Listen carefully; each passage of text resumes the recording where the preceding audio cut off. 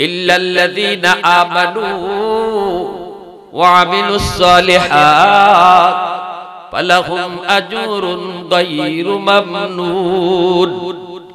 আল্লাহ পাক রব্বুল আলামিন বলেন, এ মানুষ, সূরা ৩ এর ভিতরে আল্লাহ পাক কসম খায়া মানুষের সম্মানের কথা বলেছেন, ইজ্জতের কথা বলেছেন। এরপরে আল্লাহ বলেন, এই মানুষ, তুমি যত সুন্দর হও, যত দাবি তুমি হও, বয়স হওয়ার পর মানুষ তোমাকে দাম দেয় না। বয়স হওয়ার পর সৌন্দর্য থাকে না, ঠিক না? চামড়া তোমার ঢিলা হয়ে যায়, দাঁতগুলি তোমার পড়ে যায়, চোখটা তোমার গোলা গোলা হয়ে যায়, সৌন্দর্য তোমার ঠিক থাকে না, মানুষের কাছেও কোনো দাম থাকে না, মানুষের কাছেও তোমার কোনো দাম থাকে না। সন্তানেও কয়, আব্বা তুমি বুড়া হয়ে গেছো, এখন তুমি এত কথা কইও না, এত কথা কইও না। স্ত্রীও কয়, তুমি বৃদ্ধ হয়ে গেছো, এখন এত বোঝা মাথায় নিও না, সমাজের এত কথা নিয়ে বাইব না। ছেলেও বাপের কথা শুনতে চায় না। এলাকার মানুষেরও কয়, ও মেয়ে, জীবন ভর দমকাইছো, এখন আর দমক দিও না, এক পাও তো কবরে গেছি গিয়া, এখন সাবধানে কথা কও। কত কতই না মানুষ তোমাকে বলবে, কিন্তু আল্লাহ পাক রব্বুল আলামিন বলেন, কিন্তু বান্দারে, তুমি যদি যৌবনে আমি আল্লাহর গোলামি করো, যৌবনে যদি আমি আল্লাহকে তুমি মানো, তোমাকে যদি যৌবনে মসজিদে পাওয়া যায়, রমজান মাসে আমি বেতন পাঠিয়ে দেব। এটা দেখো পেনশন, ঠিক না? দুনিয়ার বাদশায় যদি পেনশন দেন, তাহলে সকল বাদশার বাদশাহ ওনার কাছেও পেনশন আসেনি না নাই? আমি যে আয়াতে কারিমা তেলাওয়াত করেছি পবিত্র কোরআনুল কারীমের সূরাতুত ৩, আল্লাহ এই আয়াতে তার বান্দা বান্দিকে একটা পেনশনের ঘোষণা দিতেছেন। পেনশনটা কি? পেনশনটা হলো, বান্দা যদি তার গায়ে শক্তি থাকা পর্যন্ত আল্লাহর হুকুম যথাযথভাবে আদায় করে, আল্লাহর ডিউটি ঠিকমতো পালন করে, যেই সময়ে তার গায়ে শক্তি থাকবে না, যেমন শক্তি না থাকায় দুনিয়ার বাদশা তারে পেনশন দেয়, আল্লাহ বলেন আমিও আমার বান্দারে পেনশন দিব। ওই আমলটা যদি সে যথা নিয়মে করতে নাও পারে, শারীরিক শক্তি কম থাকার কারণে আমি আল্লাহ ওই যৌবনে যে আমল যেভাবে করছে, যেই সওয়াব হইছে, এই সওয়াব আমি আল্লাহ না করলেও তার দান করব। এটারে ইবাদতের পেনশন কয়। এটারে কি কয়? ইবাদতের পেনশন। যতদিন পর্যন্ত আল্লাহর বান্দা বান্দি আল্লাহর হুকুম মানবে, গায়ে শক্তি ছিল, ৫ ওয়াক্ত নামাজ মসজিদে গিয়ে আদায় করছে, এখন গায়ে শক্তি নাই, উনি মসজিদে যেতে পারেন না, ঘরে নামাজ পড়েন, অথবা দাঁড়াইতে পারেন না, বসে পড়েন, অথবা বসতেও পারেন না, শুয়ে পড়েন। আল্লাহ রাব্বুল আলামিন আগে যে মসজিদে আইয়া নামাজ পড়তো, ঘরে শুয়া শুয়া নামাজ পড়লো, আল্লাহ তার আমল নামায় মসজিদের জামাতের সওয়াব লিখে দেন। গায়ে শক্তি থাকা অবস্থায় আল্লাহর বান্দা তাহাজ্জুদ পড়তো, এখন সে রাতে উঠতে পারে না, শক্তি নাই। আল্লাহ রাব্বুল আলামিন কয়, ফেরেশতারা, যদিও আমার বান্দা ঘুমাই রইছে, তবুও তার আমল নামায় যৌবনের তাহাজ্জুদের সওয়াব দাইমি ভাবে লিখে দাও। সুবহানাল্লাহি ওয়া বিহামদিহি, সুবহানাল্লাহিল আযীম। এই কথাটা আল্লাহ পাক রব্বুল আলামিন বলছেন কার জন্য? যে আল্লাহর ডিউটি সঠিকভাবে পালন করে। আল্লাহ আমাদেরকে দুনিয়াতে পাঠাইছে আল্লাহর ডিউটি পালন করার জন্য, ঠিক কি না? ওয়া মা খালাকতুল জিন্না ওয়াল ইনসা ইল্লা লিয়াবুদুন। আল্লাহ এই আয়াতে কেন আমাদেরকে দুনিয়ায় পাঠাইছে এর উদ্দেশ্য বলেছেন, মানুষ এবং জিনকে আমি আল্লাহ শুধু আমার বন্দেগী আর ইবাদতের জন্য পাঠাইছি, ইবাদতের জন্য পাঠাইছি। তাফসীরে জালালাইনে লেখেন, লিয়াবুদুন আই লিয়ারিফুন, কারণ ইবাদতের মাধ্যমে বান্দার সাথে আল্লাহর পরিচয় হয়। নামাজি যে হে আল্লাহরে চিনে, ঠিক কি না? বেনামাজি কি আল্লাহরে চিনবো? যে নামাজি সে ওই আল্লাহরে চিনে, এজন্য নামাজ পড়ে। রোজাদার আল্লাহরে চিনে, এজন্য রোজা রাখে। এজন্য আল্লাহ বলে আমার যে বান্দা ইবাদত করবে এই ইবাদতের দ্বারা তার সাথে আমার পরিচয় হবে।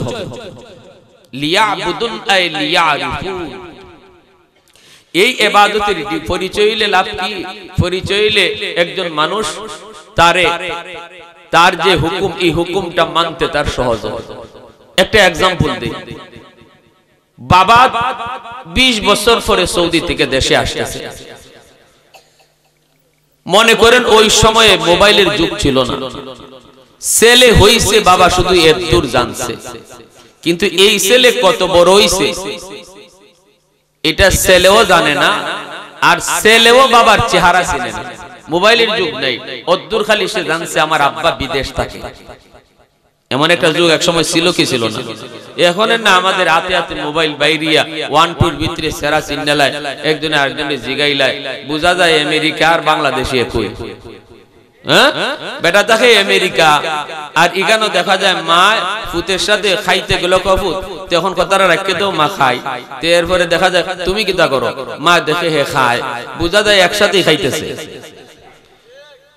এমন এক যুগ আইছে, এই যুগে আমরা কাছে আইনা দেখেছি। কিন্তু একটা যুগ তো এমন ছিল যে যুগে এই ব্যবস্থা ছিল না। তো 20 বছর পরে বাবা দেশে আসবে, এই খবরটা পাইয়া ছেলের অন্তরে কত খুশি, ছেলে কত খুশি আজকে বাবারে দেখবে। সে সাসারে লইয়া গেছে ঢাকা এয়ারপোর্টকে বাবার অপেক্ষা করতেছে, বাবা কখন আসবে। বাবারে তো চিনে না, চিনাই দিব সাসায়, চিনাই দিব কেডা? চাচায়। ছেলে তো আর চিনে না, ছেলেরে চিনাই দিব চাচায়, বাপ কেডা। এই অবস্থায় চাচা একটু দূরে গেছে, হে দেখতেছে মানুষ এয়ারপোর্ট থেকে নামতেছে, প্যাসেঞ্জার নামতেছে, তার বাবা কেডা হে খালি তাকায় রইছে প্যাসেঞ্জারের মুখের দিকে, বাপ তো চিনে না। চাচা গেছে এই মুহূর্তে একটু পান খাইতো, এই ফাঁকে তার বাবা আইছে। আর বাপে আইসা, ছেলে তো বাপেও ছেলেরে চিনে না, বাপে আইয়া ছেলেরে কইতেছে, ও বেটা তুমি একজন জোয়ান মানুষ, বাবারে আমার বুঝাটা আমার ব্রিফকেসটা অনেক ভারী, আমি বয়স হয়ে গেছি, কষ্ট হইতেছে, বাবা আমার বুঝাটা একটু দইরা তুমি আমার একটু গাড়িটা তুইলা দাও না। হ্যাঁ, এই সময় আমি আপনার বুঝা তুলবার লাগে আইছি, আমি আমার আব্বার অপেক্ষায়, আমার আব্বাই বা আইলে পরে আব্বার বুঝা নিয়ে আমি তুললে দিব, আমার এই টাইম নাই, কোন সময় আব্বা বাইরে জায়গা ঠিক নাই, আমি পারতাম না। আর মুরব্বী বেটা কইতে খালি কইছে, বেটা দেশ না, আমি আর কেউ নাই, বেটা একটু তুইলা দেও না, তোমার সামনে দেও না, হে দেয় না, হে বুঝা লয় না। এই সময় তার চাচা আইছে। কারণ কেন বাবার হুকুম মানতেছে না, কেন বুঝা মাথায় নিতেছে না? কারণ পরিচয় নাই। কি নাই? জোরে বলে, পরিচয় নাই। একটু পরে চাচা আইছে, আইয়া কও বেটা ইন্না লিল্লাহি, তুই কার সাথে কিতা করো, তুমি কার অপেক্ষা আইছো গো বাজান? আব্বার। এই নি তোমার আব্বা। ই কথা কইতে ওই বাপও তাজ্জুব হয়ে গেছে, ফুতও তাজ্জুব হয়ে গেছে। ফুতে বাপরে জড়ায় দইরা কান্দন শুরু করছে, বাপেও পুত্রে গলা দইরা কাঁদতেছে। আর এখন আর বাপে কোন লাগে না আমার বুঝা তুলো, ফুতে খুশি খুশি মাথার মাঝে বুঝা লইলিছে। ঠিক তেমনি বান্দা যখন আল্লাহর সাথে তার পরিচয় হবে, তখন আল্লাহর হুকুম তার কাছে আর বুঝা মনে হবে না। ঠিক কি না? বুঝা মনে হইতেছে, নামাজ পড়াটা এখন কষ্ট মনে হইতেছে, কারণ আল্লাহরে চিনে না। রোজা রাখাটা তার কষ্ট মনে হইতেছে, কারণ আল্লাহর পরিচয় তার অন্তরে নাই। যখন আল্লাহর সাথে তার পরিচয় হয়ে যাইব, তখন আল্লাহর হুকুম এই যে বুঝাটা, এই বুঝাটা তার কাছে বুঝা মনে হইতো না, তখন বুঝা নেওয়াটা তার কাছে খুশির বিষয় হয়ে যাবে। তখন রোজা রাখাটা খুশির বিষয় হবে, নামাজ পড়াটা তার খুশির বিষয় হবে। ইল্লাল্লাযীনা আমানু ওয়া আমিলুস সালিহাত ফালাহুম আজরুন গায়রু মামনুন। আল্লাহ পাক রব্বুল আলামিন বলেন, এ মানুষ, সূরা 3 এর ভিতরে আল্লাহ পাক কসম খায়া মানুষের সম্মানের কথা বলেছেন, ইজ্জতের কথা বলেছেন। এরপরে আল্লাহ বলেন, এই মানুষ তুমি যত সুন্দর হও, যত দামি তুমি হও, বয়স হওয়ার পর মানুষ তোমাকে দাম দেয় না, বয়স হওয়ার পর সৌন্দর্য থাকে না। ঠিক না? চামড়া তোমার ঢিলা হয়ে যায়, দাঁতগুলি তোমার পড়ে যায়, চোখটা তোমার গোলা গোলা হয়ে যায়, সৌন্দর্য তোমার ঠিক থাকে না, মানুষের কাছেও কোনো দাম থাকে না, মানুষের কাছেও তোমার কোনো দাম থাকে না। সন্তানেও কয় আব্বা তুমি বুড়া হয়ে গেছো, এখন তুমি এত কথা কইও না, এত কথা কইও না। স্ত্রীও কয় তুমি বৃদ্ধ হয়ে গেছো, এখন এত বোঝা মাথায় নিও না, সমাজের এত কথা নিয়ে বাইব না। ছেলেও বাপের কথা শুনতে চায় না। এলাকার মানুষেরও কয় ও মেয়ে জীবন বড় দমকাইছো, এখন আর দমক দিও না, এক পাও তো কবরে গেছি গিয়া, এখন সাবধানে কথা কও। কত কতই না মানুষ তোমাকে বলবে, কিন্তু আল্লাহ পাক রব্বুল আলামিন বলেন, কিন্তু বান্দারে তুমি যদি যৌবনে আমি আল্লাহর গোলামি করো, যৌবনে যদি আমি আল্লাহকে তুমি মানো, তোমাকে যদি যৌবনে মসজিদে পাওয়া যায়, রমজান মাসে যদি তোমার রোজা রাখতে দেখা যায়, হালাল হারাম যদি মাইনা চলো, আমি আল্লাহ ওই বৃদ্ধ বয়সে যখন কেউ তোমারে দাম দেয় না, তখন আমি তোমাকে দামি বানায়া দিব। ঘুমায় থাকবা, তাহাজ্জুদ পড়ার ক্ষমতা নাই, শক্তি নাই। আল্লাহ পাক ফেরেশতাদেরকে ডাক দিয়ে বলবে, ফেরেশতারা রে, আমার বান্দার গায়ে যতদিন শক্তি ছিল ততদিন তো সে তাহাজ্জুদের নামাজ পড়তো, এখন তো তার গায়ে শক্তি নাই, শক্তি তো সে নিজে নিজে নষ্ট করে নাই, আমি আল্লাহ তারে বৃদ্ধ বানায় দিছি, আমি তার শক্তি কেড়ে নিয়েছি। যদি আজও তার শক্তি দিয়া রাখতাম, অন্য দিনের মতো আজও তাহাজ্জুদ পড়তো। অতএব আমার বান্দা যদিও ঘুমায় আছে, তবুও তার আমল নামায় তাহাজ্জুদের সওয়াব লিখে দাও। কোরআন তেলাওয়াত করত, প্রতিদিন ফজরের পর আল্লাহর বান্দা কোরআন তেলাওয়াত করত, মাগরিবের পরে কোরআন তেলাওয়াত করত, দিনে কোনো একটা টাইম কোরআন তেলাওয়াত করত। আজকে তো আমাদের ঘরে কোরআন তেলাওয়াতের আমল বলতে নাই। কত ঘর এমন পাওয়া যায় সপ্তাহে একদিন করে কোরআন তেলাওয়াত হয় না। কত মুসলমানের ঘর এমন পাওয়া যায় মাসে একবার কোরআন তেলাওয়াত হয় না। বছরে শবে কদর, শবে বরাত আসলে, রমজান মাস আসলে পরে মাঝে মাঝে কিছু কোরআন তেলাওয়াত হয়।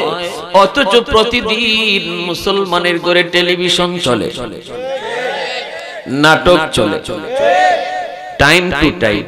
কোন টাইমে নাটক শুরু হয় এই টাইমটা তার জানা আছে, রুটিন করা আছে, কোন টাইমে টেলিভিশন চলবে।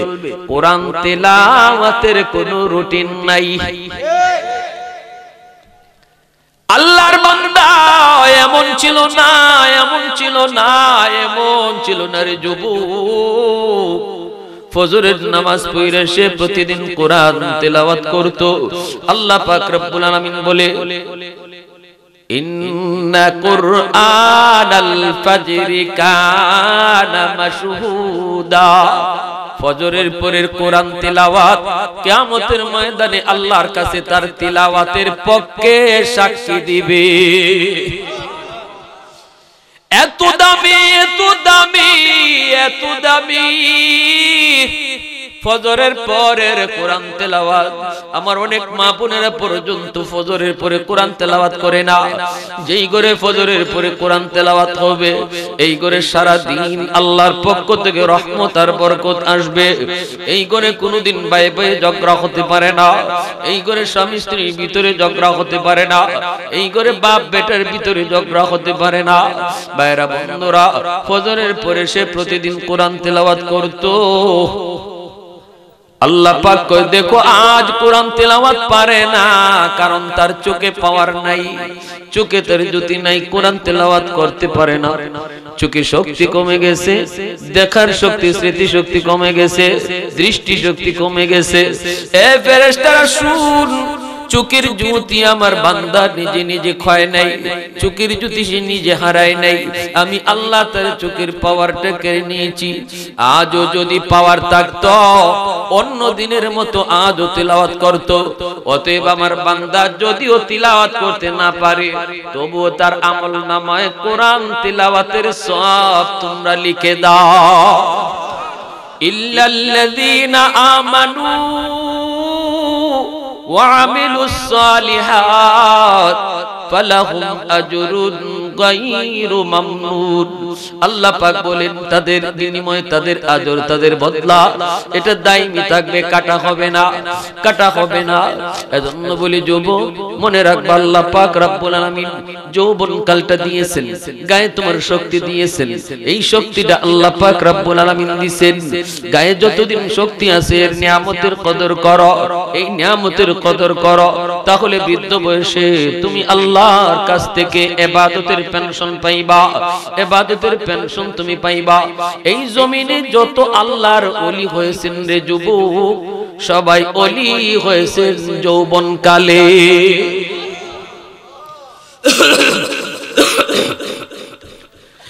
কারণ হলো যৌবনের ইবাদত, যৌবনের ইবাদত আর বৃদ্ধ বয়সের ইবাদত কোনদিন সমান নয়। নবী বলেন লা ওয়ারআকাল কাফি, লা ওয়ারআকাল কাফি, আও কামা ক্বালা নবী আলাইহিস সালাম।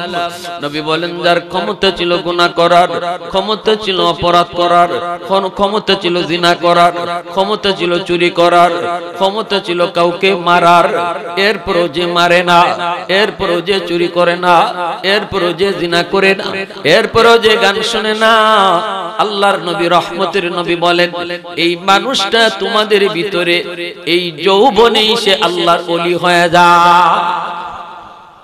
গুনাহ করার শক্তি যুবকের আছে, ঠিক কি না? ডাব চুরি করার শক্তি যুবকের আছে, ঠিক কি? বৃদ্ধ মানুষের যদি বলা হয় আপনি ডাব চুরি করেন, কয় না। যুবকরে যদি কওয়া হয় তুমি ডাব চুরি করনি, কয় না। এখন বৃদ্ধ মানুষের চুরি না করা আর একজন যুবকের চুরি না করা দুইটা সমান না বেশ কম আছে? বৃদ্ধ মানুষকে যদি বলা হয় তুমি ডাব চুরি করবা কেমনে, গাছে উঠতে পারোনি, কইব গাছই তো উঠতাম পারি না।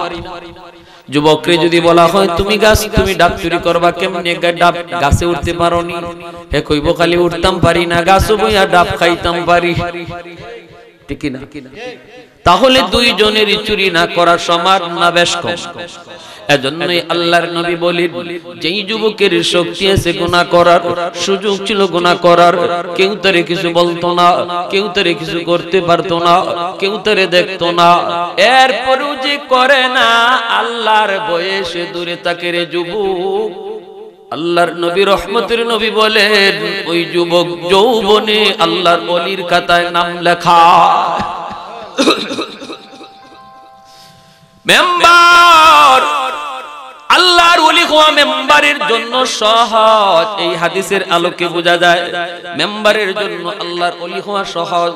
মেম্বারশিপ যদি মেম্বারি করা অবস্থায় হালাল পথে চলে, নামাজ ঠিকমতো পড়ে, হারাম না খায়, যদি সে এই চিন্তা করে গমটা আইছে জনগণের জন্য, এই গমের মালিক আমি না, এরপরও মেম্বারশিপ আল্লাহর ভয়ে চুরি করে না, সুযোগ ছিল গম চুরি করার, সুযোগ ছিল টিন চুরি করার, সুযোগ ছিল রিলিফের মাল খাওয়ার, এরপরও খায় না, কার ভয়ে? জোরে বলেন কার ভয়ে? নবী বলেন যার সুযোগ থাকে গুনাহ করার এরপরও আল্লাহর ভয়ে করে না, এই মানুষটা খুব তাড়াতাড়ি আল্লাহর ওলি হয়ে যায়। চেয়ারম্যানের জন্য সুযোগ, রাস্তার টাকা মাইরা খাওয়া, আসেনি না নাই সুযোগ, কিন্তু এরপরও করে না, এরপরও করে না। এই চেয়ারম্যান সব খুব দ্রুত আল্লাহ ওলি হয়ে যায়। নামাজটা পড়িয়া সে বের হয়ে যায়, জনগণের হালত দেখতো।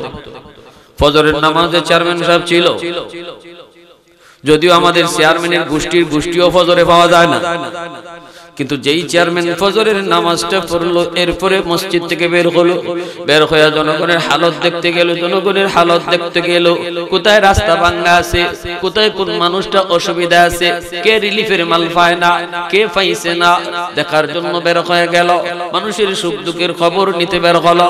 এই মানুষটা মসজিদে বইসা বইসা যেই মানুষটা ফজরের পরে জিকির করে, এই জিকির করনেওয়ালা মানুষের আগে চেয়ারম্যান আল্লাহর ওলি হয়ে যায়। কারণ মানুষের খেদমতের চেয়ে বড় নেক আমল আর কিছু নাই রে যুবক।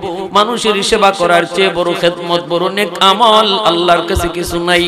এজন্য ভালো করে ইয়াদ করবেন, আল্লাহ পাক রব্বুল আলামিন বলেন ইল্লাল্লাযীনা আমানু ওয়া আমিলুস সালিহাত, ফালাহুম আজরুন গায়রু মামনুন।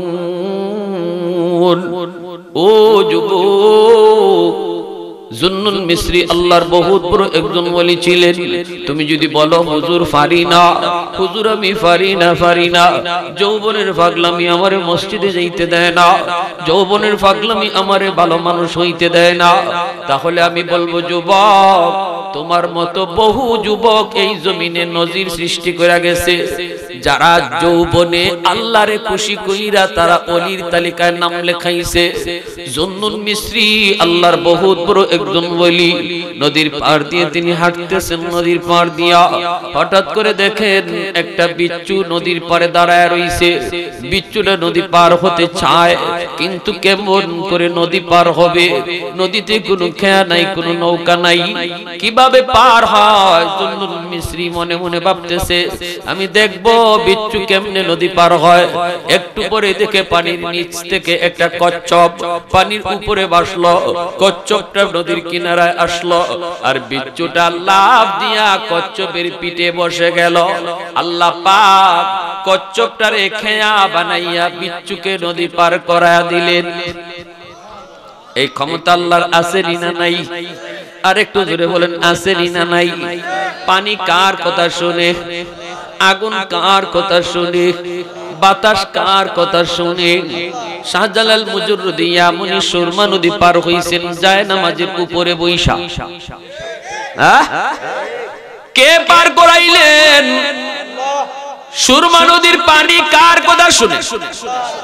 ভাইরা বন্ধুরা, জুন্নুন মিসরি তিনি আল্লাহকে ডাক দিয়া কয়, মালিক তুমি বিচ্ছুকে নদী পার করাইছো, এই বিচ্ছুরে কেমনে কেন তুমি এই কুদরতে পার করাইলা? আমার দেখতে মন চায় গো মালিক, আমাকেও তুমি নদী পার করাও, আমাকেও তুমি নদী পার করাও। বিচ্ছুরে যেমনে পার করছো আমারে কেমনে পার করবা আমি জানি না। আল্লাহ পাক তার অন্তরের ভিতরে ইলহাম করে দিলেন, বললেন জুন্নুন হাতের জায়নামাজ পানিতে বিছায়া দাও। জুন্নুন মিসরি যায় নামাজে বসে পড়লেন। এইবার আল্লাহ পাক কইরে, পানি কার হুকুমে তুমি চলো? কই মালিক তোমার। আমার ওলি তোমার পিঠে বসছে, বিন্দু পরিমাণ ওলির যেন ক্ষতি না হয়, পশমটা পর্যন্ত যেন পানিতে না ভিজে। বাইরা বন্ধুরা, এইভাবে তিনি বাড়িতে বসে গেলেন। আমার নবীর সাহাবী হযরত উকবা ইবনে নাফি রাদিয়াল্লাহু তাআলা আনহু, নবীর 10 জন সাহাবী নিয়া দাওয়াতের কাজে তিনি বের হয়েছিলেন আফ্রিকার অঞ্চলে। নদী পার হবেন কেমনে? 10 জনের তারা ঘোড়ার পিঠে সওয়ার। তারিখের কিতাবের ভিতরে শরণাক করে লেখা রয়েছে নদী পার কেমনে হবেন, কেমনে তারা দাওয়াতের কাজ করবেন। হঠাৎ করে 10 জন একসাথে আল্লাহর কাছে হাত উঠাইলেন। হযরত উকবা ইবনে নাফি রাদিয়াল্লাহু তাআলা আনহু কই, মালিক আমরা আমাদের ব্যক্তিগত কাজে বের হই নাই, বের হয়েছি তোমার নবীর জিম্মাদারি লইয়া, দাওয়াতের কাজের জন্য বের হয়েছি। কেমনে নদী পার হব জানি না, জানি না। আমাদের কাম হলো ঘোড়ার পিঠে উঠা, নদী পার করায়া দেওয়া তুমি মাওলার কাজ। والذين جاهدوا فينا لنهدينهم سبلنا وإن الله لمع المحسنين।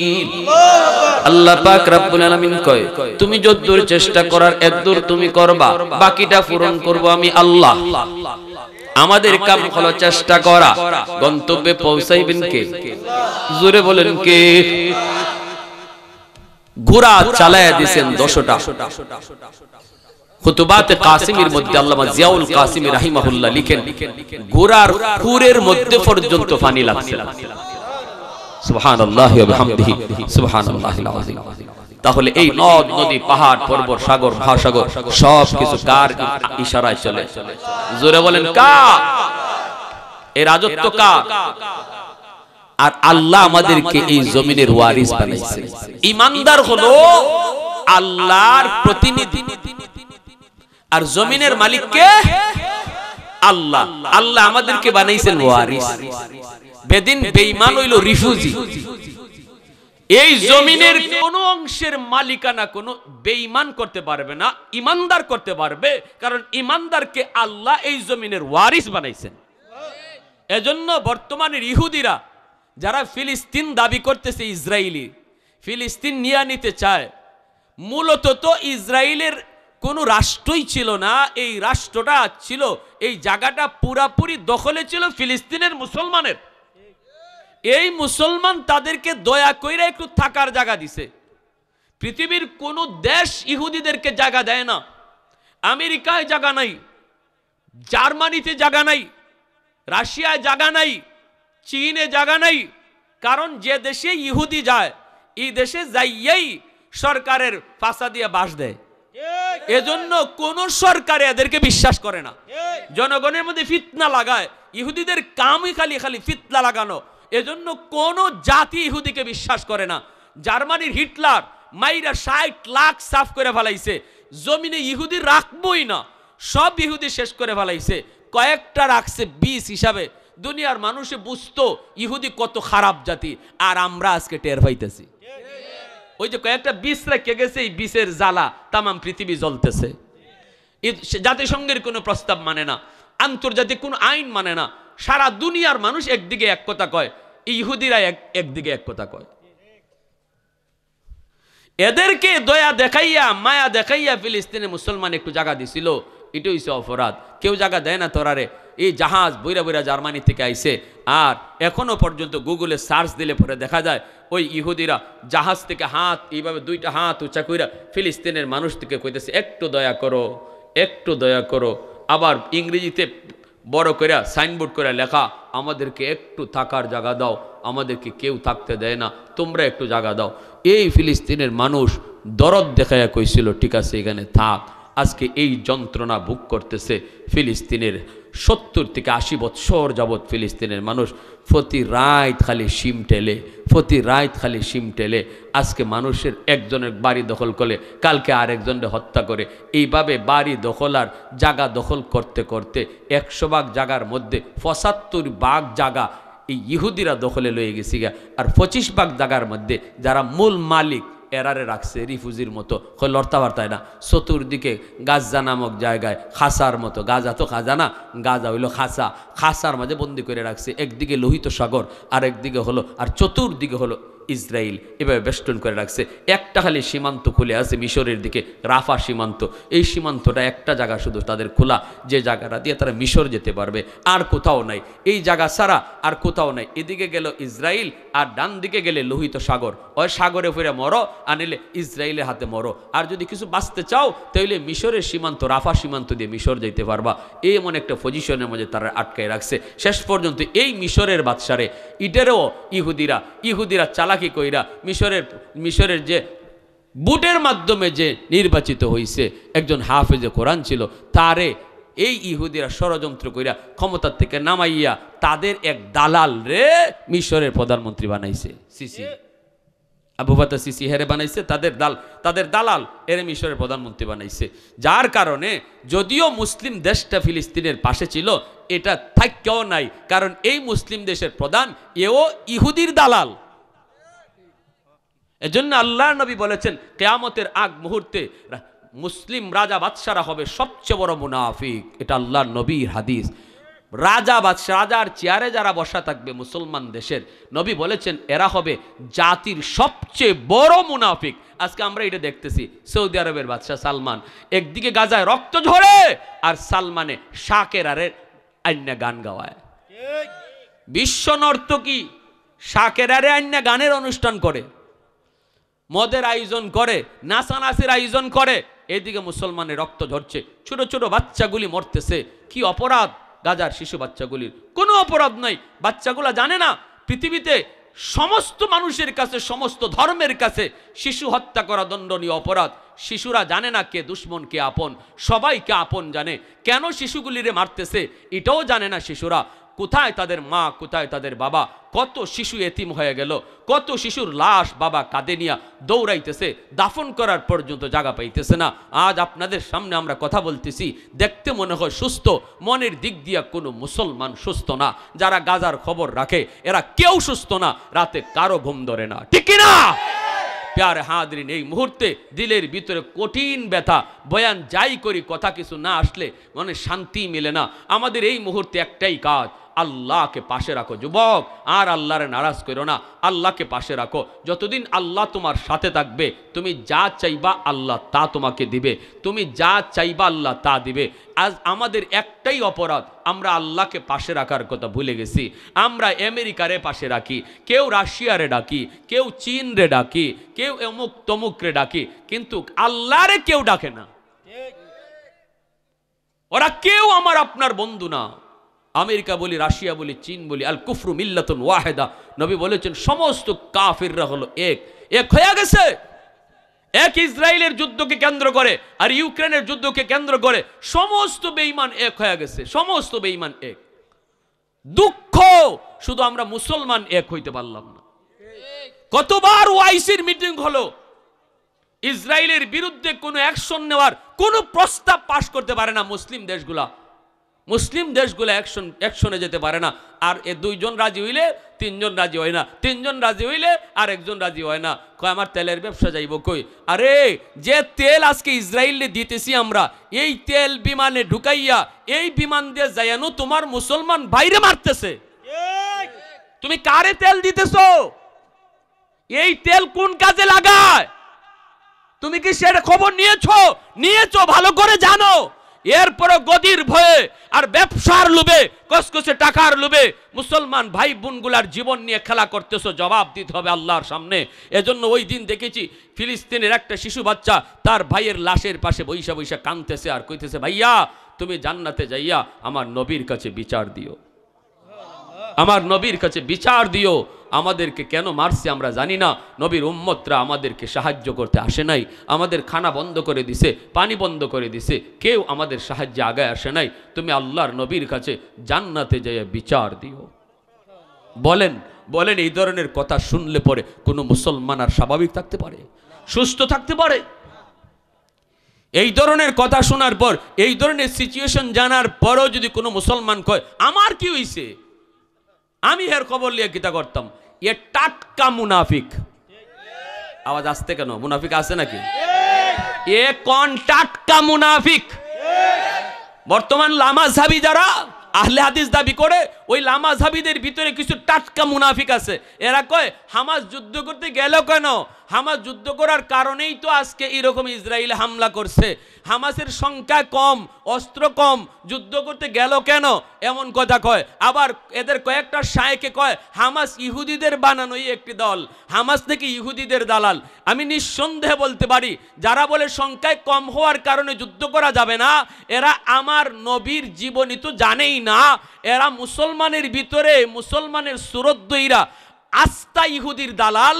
কারণ বদরের যুদ্ধে আমার নবী সংখ্যায় কম ছিলেন, সংখ্যা কম হলেই যদি যুদ্ধ করা না যায় আল্লাহর নবী বদরের যুদ্ধে যাইতেন না।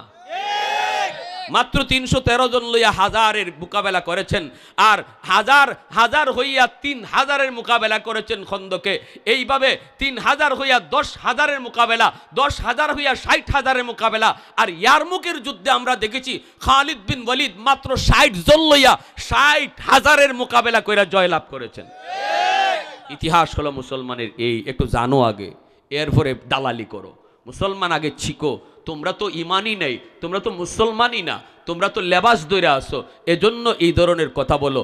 মুসলমান যে নিজেরে মুসলমান জানে সে কখনো এই কথা বলতে পারে না। কারণ যত শক্তি লইয়া ময়দানে দুশ্মন আসুক, মুসলমান জানে আমার সাথে আল্লাহ আছে। খালিদ বিন ওয়ালিদকে প্রশ্ন করা হয়েছিল 60,000-এর মোকাবেলা তুমি একা কেমনে দাঁড়াইছো করবা, একা কেমনে দাঁড়াইছো করবা, একা কেমনে দাঁড়াইছো করবা। খালিদ বিন ওয়ালিদ বলে আমি জানি না কেন দাঁড়াইছি, তবে নবীর হাদিস জানি। আল্লাহ নবী বলেছেন যার ঈমান নাই তারা মুর্দা, যাদের ঈমান আছে এরা জিন্দা।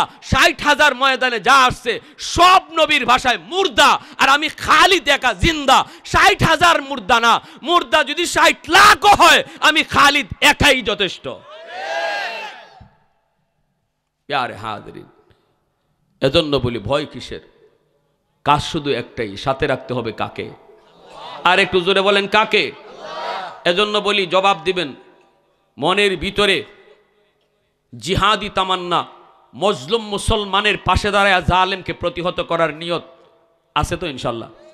যদি বাংলাদেশ সরকার ফিলিস্তিনে যাওয়ার কোনো রাস্তা দেয়, জানি না, হতেও পারে, যদি তৈরি হয়ে যায়, তাহলে ওই জালেমগুলি, যেই জালেমের জুলুমের কারণে আমার শিশু মুসলমান বাচ্চাগুলি আজকে তাদের হাত পাগুলা বোমার আঘাতে উড়ে যাচ্ছে, যেই শিশুগুলি না খায়া মরতেছে, ইসরায়েলের জিন্দানখানায় মুসলিম বোনের চিৎকার আর্তনাদ, এর সত্যিকারের কঠিন জবাব দেওয়ার জন্য যদি আপনার সামনে রাস্তা তৈরি হয়, কারা কারা তৈয়ার? হাত উঠে আল্লাহকে দেখান। আল্লাহ তুমি কবুল করো, জোরে বলেন আমিন।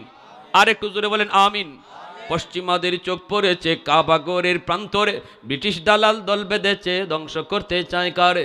পশ্চিমাদের চোখ পড়েছে কাবাগরের প্রান্তরে, ব্রিটিশ দালাল দল বেঁধেছে ধ্বংস করতে চায় কারে। আল্লাহ পাকের ঘর তোর সাহস থাকলে ধর, আল্লাহ পাকের ঘর তোর সাহস থাকলে ধর, দু জাহানের মালিক যিনি তিনি কে? আরো জোরে কে? একটু দাঁড়াও, জেগে উঠো ওহে মুসলমান, আর কতদিন দিন ইসলামের সইবে অপমান। রক্ত দিয়ে পবিত্র ওই মক্কা মদিনা, সেই জমিনে ইহুদিরা চলতে পারে না। নূর মক্কার ইসলাম তার তাকলো কি আর দাম, বন্দিশালায় তাকে যদি আল-আকসার ইমাম। ওই আরবের দিন বাঁচাতে সত্য ন্যায়ের মুক্তি চাই, মুহাম্মদের বাহিনী আজ আসলে তোদের রক্ষা নাই। ওই আরবের দিন বাঁচাতে সত্য ন্যায়ের মুক্তি চাই, মুহাম্মদের বাহিনী আজ আসলে তোদের রক্ষা নাই। আওয়াজ দিয়া বলো মুহাম্মদুর রাসূলুল্লাহর বাহিনী আসেনি? দুই হাত উঠে বলো আসেনি। একটু জোরে বলো।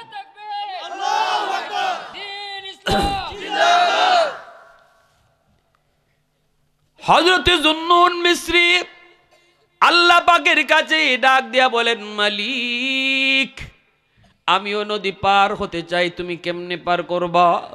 আল্লাহ পাক বলে, জুন্নুন হাতের জায়নামাজ নদীতে বিছায় দাও, আমি আল্লাহ তোমাকে নদী পার করায় দেব। জুন্নুন মিসরি হাতের জায়নামাজ তিনি বিছায় দিলেন, এরপরে জায়নামাজে বসে পড়লেন।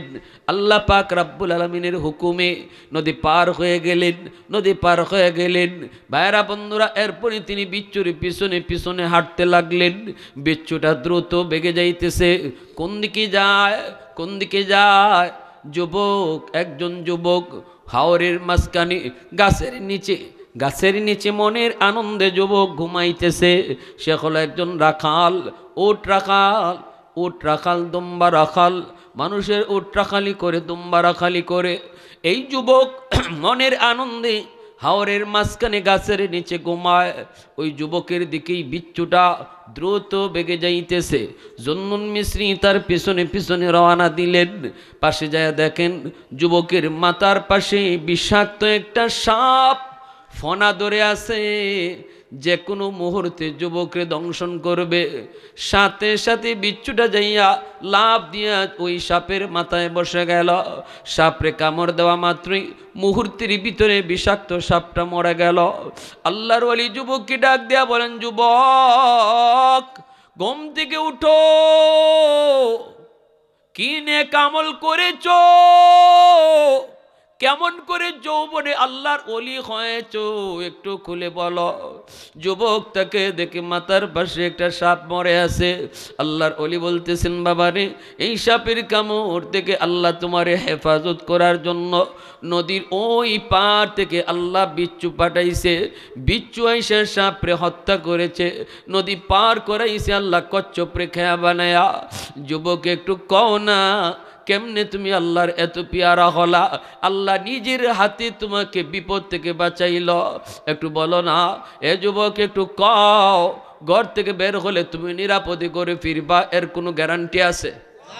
একটু জোরে বলো, কোনো গ্যারান্টি আসেনি? হাওরে গিয়েছো আবার নিরাপদে মার কাছে ফিরবা, কেউ জানে না, কেউ জানে না কোথায় তুমি বের হইতেছো। প্রতিদিন ঘর থেকে বের হও, নিরাপদে ফিরবা, কোনো গ্যারান্টি নাই। এবার শোনয় যুবক, কি আমলের কারণে বাহিরে, ঘরের বাহিরে সে এতটা নিরাপদ ছিল। যুবক কান্দে আর কয়, আল্লাহর ওয়ালি, আমি একজন পাক্কা নামাজি মানুষ, যেখানেই আল্লাহ পাকের হুকুম নামাজের আযান আমার কানে আসে, আমি যেখানেই থাকি না কেন মুহূর্তের ভিতরে আমি নামাজে দাঁড়ায় যাই। হাওরে থাকলে আমি হাওরে নামাজে দাঁড়ায় যাই। গরু চাষ, গরু নিয়ে তুমি যদি থাকি জঙ্গলে, জঙ্গলের ভিতরেও নামাজের টাইম আমাকে নামাজ পড়ায় দেয়। আমি বিন্দু পরিমাণ নামাজে গাফলতি করি না। এই হলো একটা। দ্বিতীয় হলো, আমি যখন ঘর থেকে বের হই তখন আমার আল্লাহর নাম লইয়া বের হই। এ আল্লাহর বান্দা, 4 চাকার গাড়ি হাওয়ার উপরে ঘুরে, কোন ভরসায় তুমি জায়গা পর্যন্ত পৌঁছবা, আবার নিরাপদে ঘরে ফিরবা, কোনো গ্যারান্টি নেই। চোখের সামনে কত অ্যাক্সিডেন্টে যুবক মারা যাইতেছে, পত্রিকার পাতা খুললে পরে অ্যাক্সিডেন্টে যুবক